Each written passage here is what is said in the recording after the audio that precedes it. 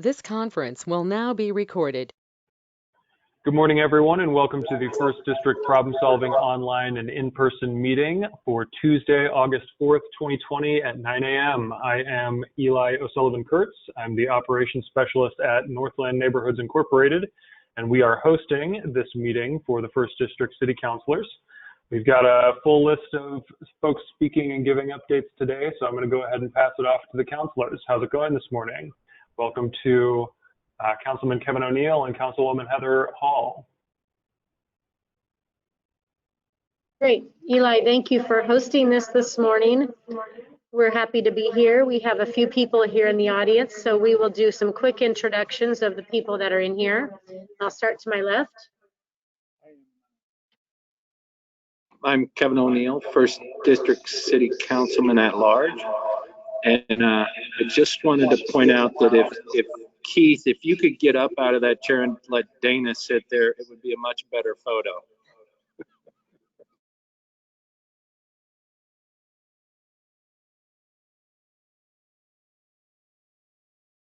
I will leave.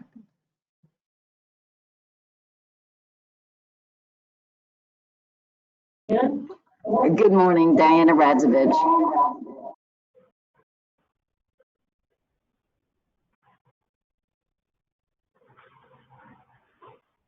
And I believe we've also got Marcus Smith there in the room. Marcus, you may be muted up. Are there any other folks who need introducing before we get started? Rick Jones announced himself here from KCPD Shoal Creek Division, Community Interaction Officer, and Mark Smith, Councilwoman Heather Hall is the legislative aide. Great, welcome to everybody in the room there. I know we've also got folks on the phone here. We did a roll call just a little bit earlier. So we're gonna go ahead and get started. So folks know, if you're joining by phone, you're more or less just limited to listening to us. We ask that you please keep your microphones muted so that we can maintain a clean audio recording here. If you have any questions and you're joined by computer, you can put those into the chat window, and we will try to get as many of those answered throughout this morning's meeting as we can. Just post those in the chat. You can send them to everyone or directly to me, and we will go through more or less in the order they're received and try and make sure we answer as many of those as possible. So I want to hand off this first presentation to Morgan Pemberton with City Planning. Good morning, Morgan. Good morning, everybody. I got a couple of slides for you, just a real quick update.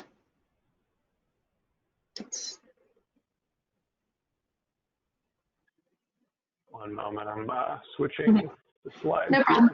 Thanks. So just a quick update, just a reminder that we are updating the city's comprehensive plan, and we really need Kansas Cityans to participate and give us their feedback and let us know what direction that they want Kansas City to be heading in the next 20 years. If you, I'll drop it in the chat, but if you haven't yet, I really urge you to go to playbook.kcmo.gov and sign up with our website, where we have a ton of activities and polls and other ways to get engaged and to let your voice be heard. If you could go to the next slide for me. So we've just got a couple of cases that are going to the City Planning Commission this morning from the First District. We got the Staley High School expansion plans that are going in for approval by CPC. They are adding on to the gym and the academic building there, and they're also increasing the parking on this site. And if you could go to the next one for me, please. We also have an expansion to the Woodneath branch of the Mid-Continent Public Library. They're adding a whole new building to the south end of that site. In addition to what's already there, they're going to have some increased parking. The trail that runs around the site is going to be altered a little bit, but it still will run continuously so that people can walk all the way around without needing a break in the sidewalk or anything. So those are a couple of the projects that are going before CPC today for the First District. And I'm happy to answer any questions that anybody has. Thank you, Morgan. We don't seem to have any questions coming in just yet. Are there any hand raisers there in the in-person audience who have questions? No, sir. All right. Well, Morgan, you're welcome to stick around. Maybe some questions will filter in a little bit afterward, but for right now, I think we will go ahead and move along in our presentation. So thanks again for those updates. Yeah. And next up, we have Rick Jones with KCPD, who I understand is in person over there. Yes, I am. Good morning, everybody. Rick Jones. I'm the Evening Hours Community Interaction Officer from Shoal Creek. Officer Keeney, who's normally here. Okay, what did I do wrong here? Officer Keeney, he's the daytime, my daytime counterpart. He's usually who's at these meetings. However, he is due to be a grandfather probably by the end of the week, so he's out with his daughter and son-in-law out in Kansas right now. So I don't really have too much today. I just wanted to talk about my favorite thing with any of these meetings is just to kind of talk about some crime stats and what we're looking at. Our property crimes, we're still seeing our theft from autos. So just a reminder, just be cognizant. Anything that's let's lock up our cars, let's lock up our valuables, or take them inside. We are seeing a continued consistency with the garage door openers being left in cars, and as a result, people have the ability to make access into residences. Let's see. The biggest thing I wanted to talk about also was we did have an aggravated assault last week over off of 48th Street, 48th and Brighton area. Suspects and victims knew one another. That's still under investigation, but I think we have an idea of who we're looking for on that. No serious injuries were on that. Other than that, I didn't really have too much really need to talk about today. Does anybody have any questions? Thank you, Rick. I haven't seen any questions come in the chat just yet. Maybe some folks there in person have questions. All right. We're good. Thank you very much for coming in. Yeah. Officer Jones, thank you very much for coming in and for the presentation. I think we will go ahead and move along now. So next up, we have Bob Davis with Water Services. Bob, are you here this morning? Yes, I am. Welcome, Bob. I'll go ahead and give it to you. If you have any slides that you want me to share, just tell me when you want me to change the slide and I'll do that. Yeah, just that one that I sent you, the table. Okay. Let me pull this open here. All right, here we go. Okay, the first one is 4857 Northeast Davidson. The right-of-way agent is still working with one resident for temporary easements. So that's what's been holding that one up a little bit. The second one is a 7800 block of North Euclid. That we have a contract in process with 4J Environmental, and we're just waiting to give them the notice to proceed so we can start construction. Buckeye Creek Bank Stabilization, the ordinance was approved on 7/16. So the cost share agreement, it was being processed in City Hall. So that study should be getting started. That's with the Army Corps of Engineers. The 8000 block of North Flagger Road, that also is in right of way. I think we're looking to get the actual easements from the consultants here. We're having a meeting a little later today, so we'll, as soon as we get them drafted up, we'll schedule a public meeting and hopefully we can get the easement signed and get their buy-in on the solution at the same time. 9005 Northeast 109th. That is also an easement acquisition. We're keeping our right-of-way agent very busy right now. Need more staff, so that's for the bank stabilization behind the homes. The 4100 block of North Wind. We've met with Parks and Rec and found out that they have a storm system in their park that they did not have any plans for. So I've had to send the survey crew out to survey it. And our intention is, instead of daylighting the pipe in the park, we're going to replace one of their inlets with an area inlet and connect directly into it. So, and then 3746 Northeast Wind. We met with the resident out there last week.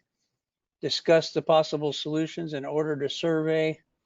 And we're going to have a discussion of this with District 1 Council a little bit, because there's some private property damage and that they're asking to be repaired, and that's a council decision if they want to spend PIAC funds for doing that. We're just trying to get the water off the parking lot. With that, I'll entertain any questions. Sure. I don't see any have come in on the chat just yet. And a reminder to folks who are joining by computer today, you are welcome to put questions in the chat bubble. You'll find that in the top right-hand corner of the window. Any questions from folks who are there in the building today? No questions. Okay. In that case then, Bob, I think we'll go ahead and move on from you, but thank you very much for the presentation. Always nice to get an update from you. Okay. All right, so next up we have Richard Allen with Parks and Rec. Richard, are you ready to go? I am, and I think we have a slide with, you know, a few of the park projects on it to review. Sure. Hope everybody's enjoying this cool weather. I certainly am. So what we have here is a list of projects in the first district, and then it has the park name, the description of the project, and then over to the right has the project manager that is working on that project, and it has their email address as well. So Buckeye Greenway, the plan there is to reconvene with the neighborhood. We were looking at a piece of land that was available for sale, but there is a contract from a private entity to on that land. And so the improvements that are funded in PIAC is trail, shelter, and so we're meeting with the neighborhood again. So that will be set up in the next month. The next project is Shamir Woods. This is just right by NNI in McDonald's, where the lake is, right off of I-35. Master plan was done for the park a few years back. Priority one was to do some bank stabilization, and then there's a little drainage area that is not part of the lake, but west of the lake. And then we are working with a contractor to begin some of that bank stabilization work and to do some work around that drainage area that's just west of the lake. Moving on to the next project is Coyle Park. This is new PIAC funding. It is a lot of funding, and we do appreciate that. And so this phase is construction of a 7-foot wide concrete trail, expansion of the parking lot area, improvements to the existing playground, and then also when we're expanding the parking lot, there are 2 ball fields that will turn more into a multi-purpose green space area. Like the other parks, we do want to set up another meeting with the neighborhoods before we get too deep into the construction plans on that. The next one is the bikeway improvements under I-35 along Shoto.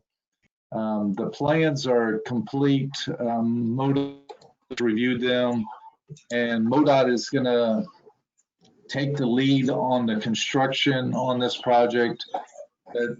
They want to finish up the work at Parvin and Route 1 before they start on this project, because we don't want 2 detours going on at the same time in the same area. So as soon as Route 1 and Parvin roundabout work gets done, we will bid out, but it's a joint project between Parks and MoDOT. That this will really fill a missing link under I-35 connecting to the Lakewood Greenway Trail and then the Shoto Trail.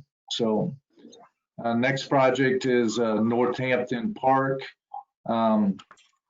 when we met with the neighborhood up there, their priority one was to do a mid-block crossing, and the mid-block crossing is it's kind of a difficult project because it requires 75% of the residents in the subdivision to concur with that improvements. And so other improvements that were planned was shade structures and then improvements to the playground surfacing. So we're going to focus on the playground surfacing and the shade structures, and then we're going to reconvene with the neighborhood on what's the best way to do the crossing. It may make more sense to move the sidewalk crossing to the west, right at Stark and 114th Street. So we do need to visit with the neighborhood more on that one. Next project is San Rafael Park. This is in the Gracemore area, just north of Worlds of Fun. We recently completed a drinking fountain by the playground and the shelter area. The next phase is to add electrical service to the shelter.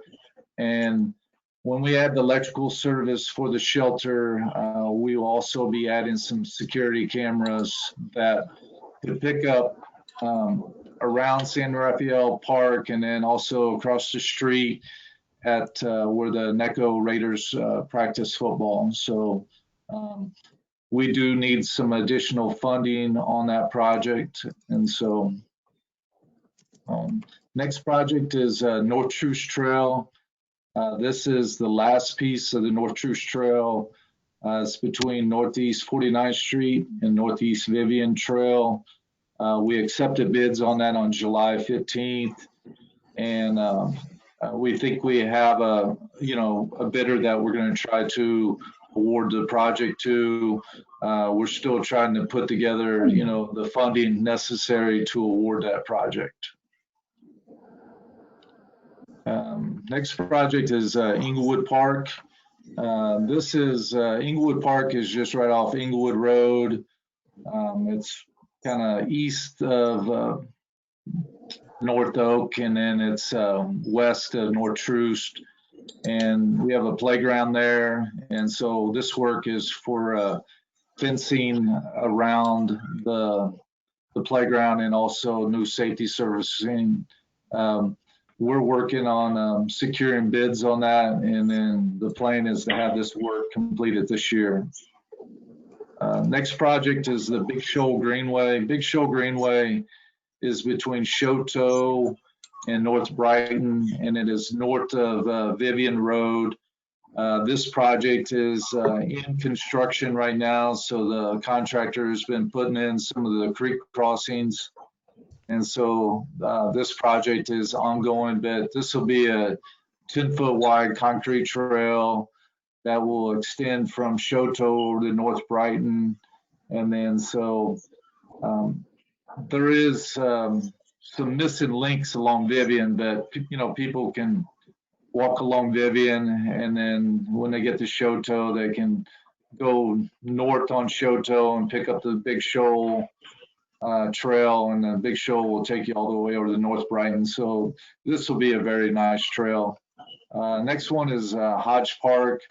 Hodge Park, this was a destination playground, walking trails, shelter, multi-purpose park for soccer, rugby, and then also it was paving the existing trail. This work is all complete. The project turned out really nice. The next phase that is also funded through TIF is a water line extension into the park, and so that project hasn't started yet, but we're working on the TIF agreement for the water line piece, but all the other work is done up there.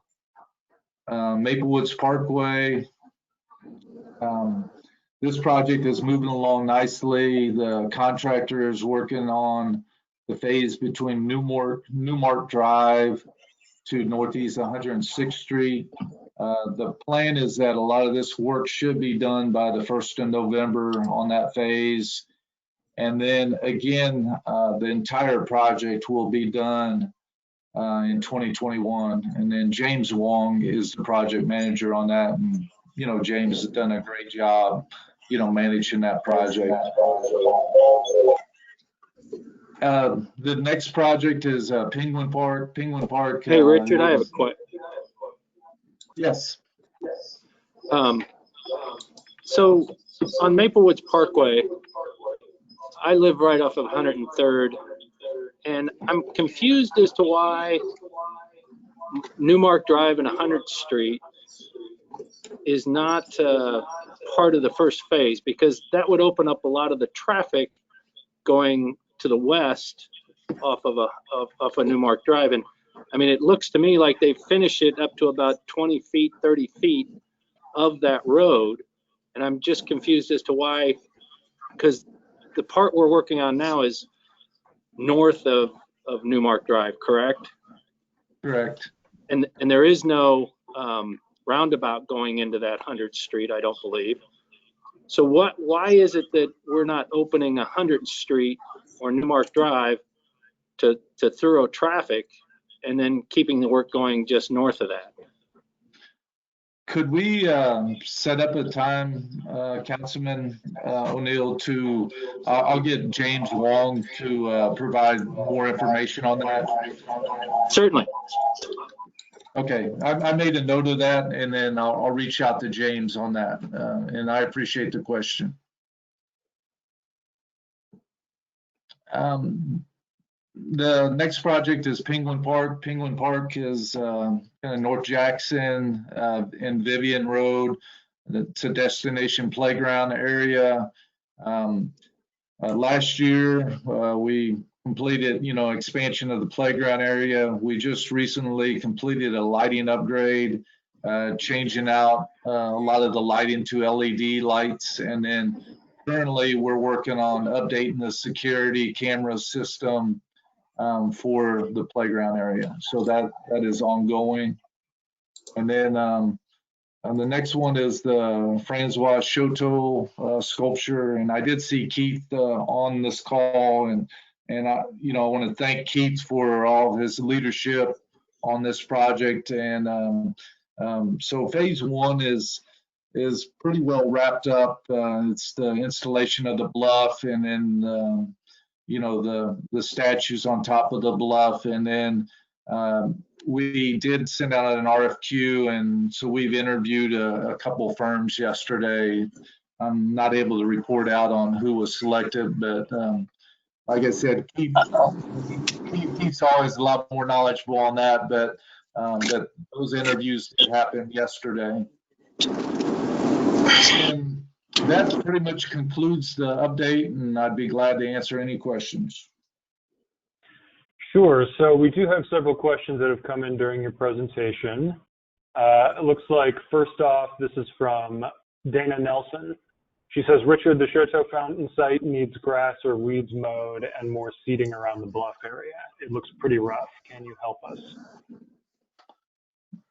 I will make a note of that, and then so grass seeding and seeding, and it looks rough.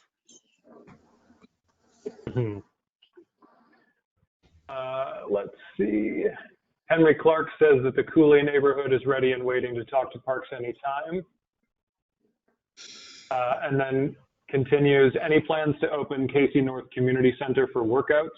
Also, memberships lagged due to being unable to enter the building. I don't know if Jody is on the call today from Parks and Rec, but I know with the COVID situation that, you know, it's changed from day to day, and so I'll reach out to our community service team to see where they're at on that. Okay. And then let's see here. Marty asks, what are the upper and lower ends of the Choteau sidewalk? Will they connect with Northeast 46th Street?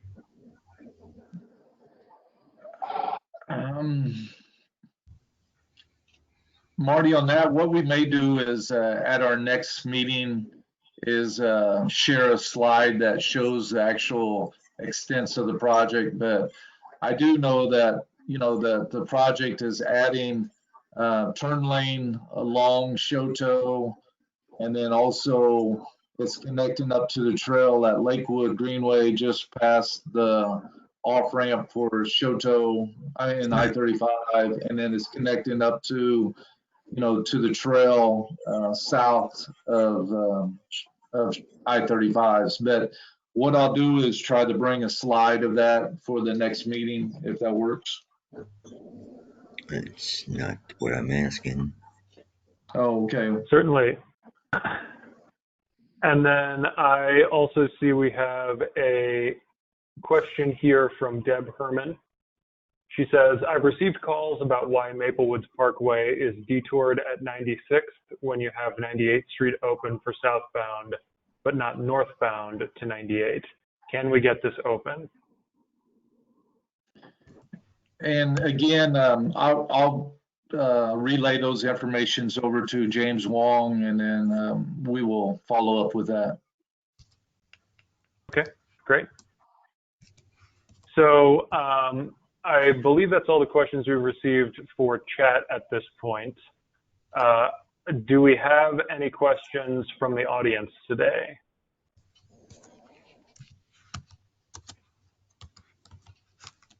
Nope, we're good. Okay. Thank you. Great. Yeah, thank you very much, Richard, for that presentation. And I believe next up we have David Miller with Public Works. Yes. Good morning. And do you have our slides available there? Yes, let me pull those up for you real quick. And just let me know when you want me to change the slide. All right, let's see. It's just our cover sheet. So go ahead and go to the first one. It's our a couple projects are mentioned on this slide: the Northeast 112th Street and the Stark Avenue improvements. 112th Street, that one is just a study, and it's nearing completion. We should have it done here later this summer. And we're checking out all the driveways and doing analysis of the bridge to make sure we can pass floodwaters under it. The final design, when funds are available to do 112th Street, will be to make it a 2-lane road with sidewalks on one side, a multi-use path on the other side, and curb and gutters, new storm sewers, street lights. It's just funding hasn't been identified, and this also will just be the Kansas City portion. As you know, the eastern part is outside Kansas City city limits and in Clay County, so that will be up to them, I guess. But our study should be done here later this summer, and then we can share that information with everyone. The other project mentioned on this slide is Stark Avenue. That one, the right-of-way is being acquired. We're working with the power company to get their lines out of the way. There's one more property owner. I thought last month we had it negotiated, but we needed to work out some minor details, but hopefully that'll be worked out here very soon. And we can, once we get that right-of-way signed, we'll move ahead with bidding and construction and start that work on Stark, which goes from 112th Street north around that curve to take that curving spot out and then tie into the existing improved area north of the curve. Let's see, the next slide, I believe, is Brighton at 58th Street. Yeah, Brighton from 58th Street to Pleasant Valley Road. This is the one where construction is underway. Our contractor, Clarkson Construction's doing pretty good. We've had a lot of delays from utilities in the way. Actually, we're still dealing with Kansas City Power and Light, or Evergy, to get them out of the way. They delayed some of our water line, but now we've started that back up again. We're still having a problem with traffic, people speeding through that area and using that as a shortcut. So traffic's been a problem for the contractor, but we've got the asphalt down for the temporary pavement, what we call a shoe fly around where they're doing the work. And we know it's getting kind of rough, and we've been working with the contractor to improve that so it stays smoother and usable and not deteriorate. That soil in that area is just really substandard. It's been tough and some underground springs and water issues. It's kind of a difficult area to work with. It's moving along. We did have some dust complaints before the last rains, and told the contractor to clean it up better, keep the road clean, get that dust and dirt off of there, because we don't want to cause dust for the surrounding property owners. So we'll stay on him on that one. I believe the next slide is Brighton. It's from Pleasant Valley Road north to 78th Street. This is the one where we did a study, got the study done. We're working on the final design to get that started, and it'll include a bridge replacement and possibly split the project up into 2 phases or 3 phases. And we're also we're keeping an eye on federal funding. If we can get some stimulus money from the federal government, maybe we can move ahead and get that bridge built quicker. So, but meanwhile, we plan to start right-of-way acquisition in fall of next year, and then funding, I believe, is on the plan for out several years, maybe 2025, if I recall correctly. So it's a ways out there, but unless we get the federal funds, then we'll speed it up. And I believe our last slide is Pleasant Valley Road, and it's let's see, one more there. There you go. We've done a study. The study's done. We've started. We got the preliminary design done. The final design plans will be done next year, and then we'll start the right-of-way acquisition. So as far as the design part, we're moving along fairly well. We'll be meeting with the property owners next year to start acquiring the easements and some right-of-way.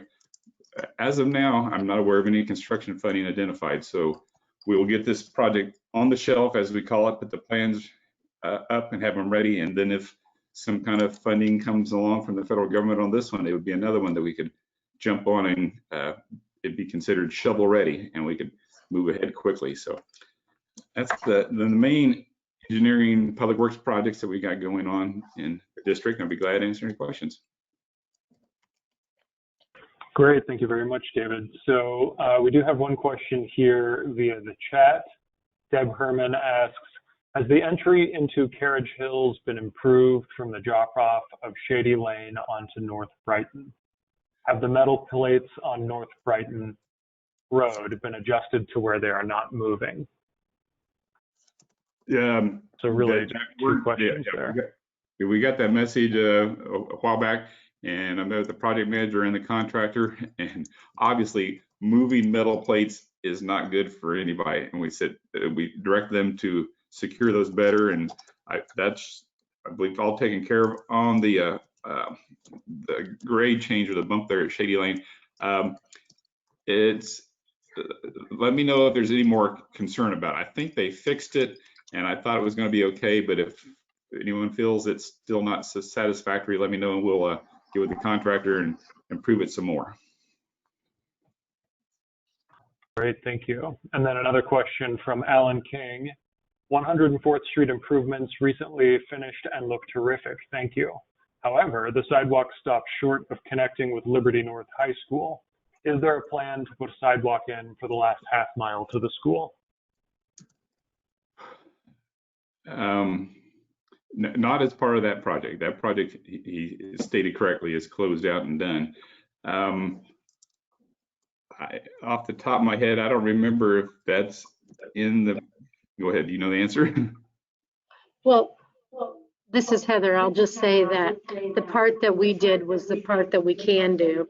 The rest of it is either Liberty or Clay County, and until they're ready to expend those dollars, we're not going to be able to see much improvement.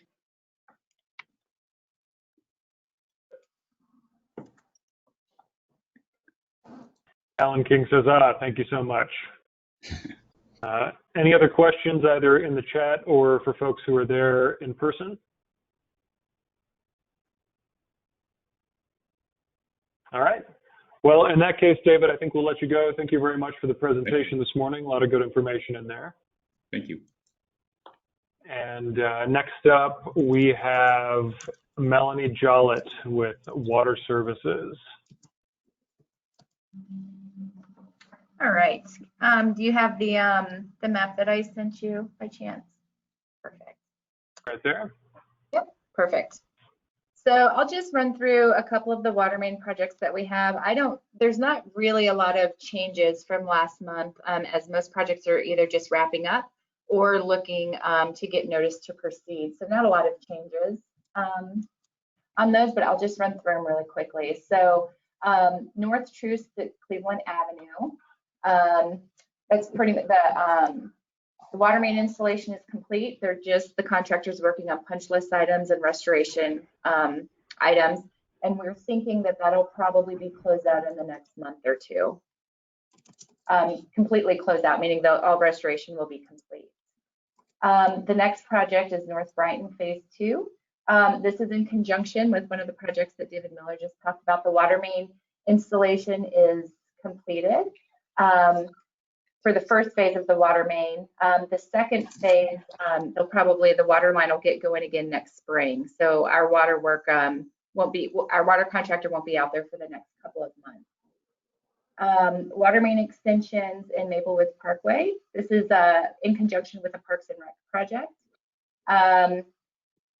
And the water main installation is done, and we're wrapping up the closeout documents now. So we're pretty much done with that one. I probably won't provide any more updates on this project moving forward. The next one is North Oak to Brooklyn. Let's see here. So this one, we're finishing up design on this one, anticipating it going out to bid with a construction notice to proceed in February of next year. So really just working on design here, but won't see any movement till beginning of 2021. North Lister to North Sycamore. Again, that one's complete. Restoration should be done, and we're working on project closeout. So I probably won't provide any updates on this one moving forward either. North Randolph to North Wallace. They're about 95% finished with construction. So they just have a little bit more cleanup items and some restoration to do on that one. And then we'll start the substantial completion and final completion documentation on that one. And then Shamir to North Cleveland. It's out to bid, and we should be, I think we get the bids next week in a week or two, and then we should have notice to proceed for construction sometime end of September, beginning of October 2020. So we'll see construction mobilizing on that one in the next 2 months or so. So I think those are the only water main projects we have active right now in District 1. So if there's any questions, I can answer those. Thank you, Melanie. No questions in the chat just yet. Any questions out there in the audience?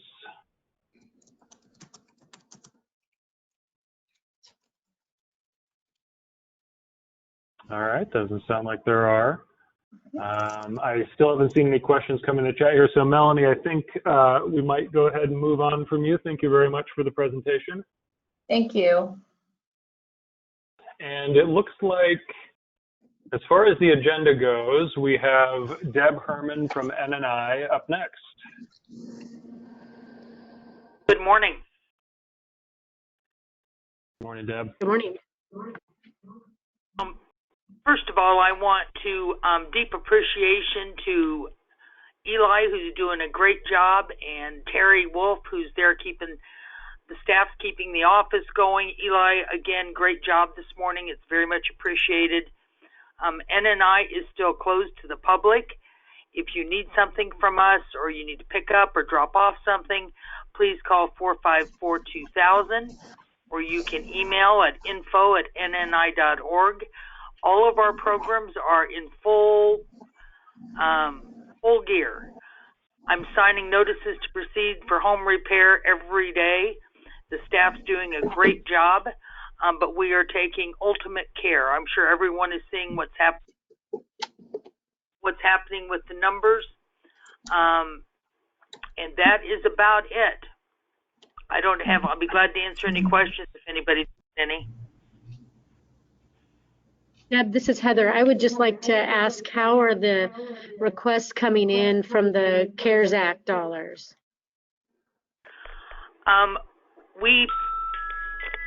Sorry, I've got numerous things going on here. the requests now are going directly to Metropolitan Lutheran Ministries. I think we transferred about 100 requests that we'd gotten. They are very, very good at this and are processing them.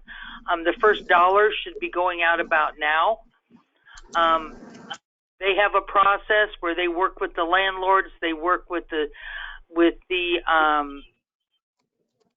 mortgage companies, make an agreement with them if they can to cancel late fees and to take no action, and then they send checks. They're very, very good. Starting next week, we ought to be able to give a report of exactly how many dollars have gone out and how many people have been helped.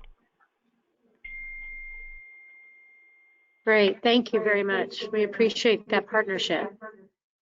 MLM is on the call if you would like an update. We do have data. Absolutely.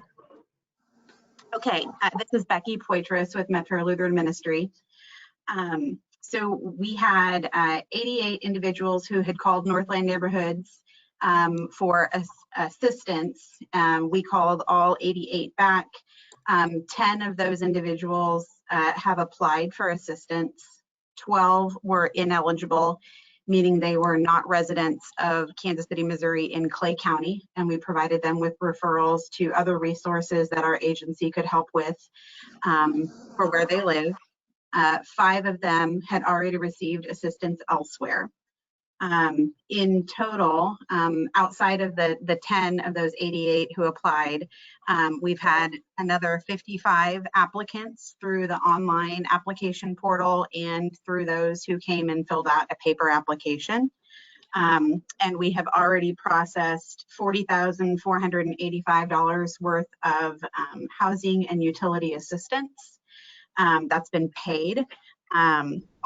All 65 total applicants have either been seen or have appointments to be seen this week. Of those, of the 40,485 that has gone out, 30,000 was for housing, rent, or mortgage. Approximately 10,000 was for utility assistance. And that was for 25 total households comprised of 67 individuals who have already had financial assistance go out the door. And we anticipate that those numbers are going to continue to hold steady. Please continue to share the resource, the application with those in the district. We are excited and happy to have this assistance going out the door to support the residents of Kansas City and Clay County.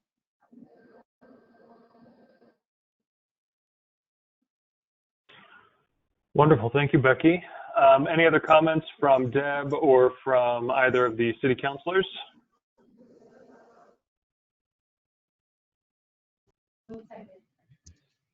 Yes, Eli, Councilman O'Neill and Councilwoman Hall. Let me pause this.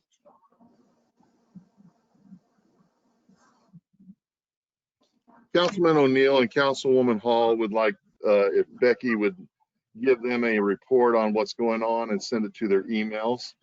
And they can be located on the City Hall website. I believe it's kcmo.org/, you can put Hall or hers, and then basically kcmo.org/O'Neill, and that should go to their site to have an email sent to them. Yep, I'd be happy to, and Northland Neighborhoods will obviously be copied in on that. We're starting our weekly reporting to them this week now that we have actual assistance processed. So I have one more question, Becky. This is Heather Hall. Of everybody who's ineligible, were all of them ineligible because of geography? Yes. Okay, so there weren't any requests that we couldn't make just because it wasn't within the purview of what we had set up originally? Not so far. The only one of the individuals who had called Northland Neighborhood, they actually were looking for repair assistance. So I think that it was just a miscommunication by the potential applicant. But no, other than that, all of the ineligible requests were simply because of geography. NNI, our staff, especially Terry, sorted through a lot of these. because the notices, the press conferences and stuff, of course, went out city and metro wide. I think last month Terry had like 448 phone calls. People that heard the press conferences did not hear the Clay County, Kansas City, or maybe hoped they could talk us into something different. So a lot of those were sorted out before they went to MLM. Okay, great, Deb, thank you. I would just say a couple of things. First of all, do we feel like we're on track to spend the money really fast, or do we feel like this is the right amount of money, or do we need to maybe increase that? And that's something that Councilman O'Neill and I are going to want to investigate. The second thing is, now that we know that MLM is managing this, it might be a good idea to do a more structured press conference with you all and us to clarify further the parameters of what this money is allowable for and who it can go to. Would you be amenable to that, Becky? Absolutely. And to your first question on, is this the right amount of assistance and do we think it can be expended in the time allowed? I absolutely think that we can expend it in the time allowed. You know, just in the first week and a half, that's nearly, you know, $40,000 plus we've got, you know, $15,000 that's been waiting for assistance. We just don't have all the paperwork from the landlords back yet. For all the other households that we've seen. I think getting the word out on where people need to go would be extremely helpful. And then a lot of these households are going to need ongoing assistance because they're still being impacted either by furlough or underemployment due to COVID or health issues. So many of these families will continue to be on the caseload with us through the grant term, which ends November 30th for us. So to that end, I guess my question is, the breadth of items that we are saying we will serve or we will give money to based on X, Y, and Z, whatever those are, do you see any windows of opportunity where we should add a type of condition that would say, well, now if this also exists, then you can get funding for that? The only thing that we have seen so far is expenses incurred prior to the stay-at-home order. So right now we're limited to rent, mortgage, utilities, the other expenses, but primarily rent, mortgage, utilities that were incurred April 1st or after. A lot of households were impacted in March when the furloughs, the stay-at-home orders were first issued. So not being able to pay rent, mortgage, or utilities that were incurred in March of this year have been limited, and we've been using private funds to cover those costs for families because they still need it paid so they don't get disconnected or evicted. Okay, thank you. Well, Becky, we will have our offices get in touch with you and move forward with something later this week. Sounds great. Thank you. Thank you very much for your help.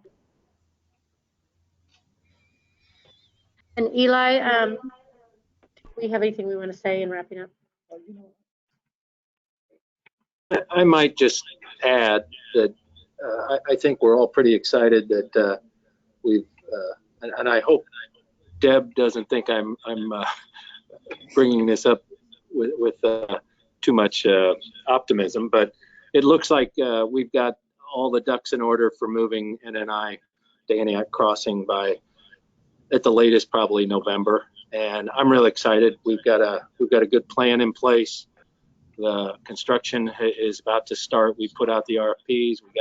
We got a construction company that's going to be doing the work, and it's going to be a really nice place for all of the neighborhoods to meet and go and do the things that we've always done here, but with a much nicer environment. And Deb will probably even be happier, which is almost impossible to ask for. Absolutely.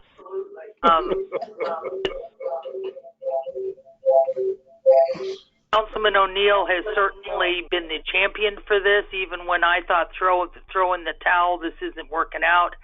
I think everyone, and we have some excitement from the neighborhood preservation and the health department too, that neighborhood preservation will be with us. Health department's coming in also. I think everyone will, but thank you to the council members for their support. And back to the CARES Act funding.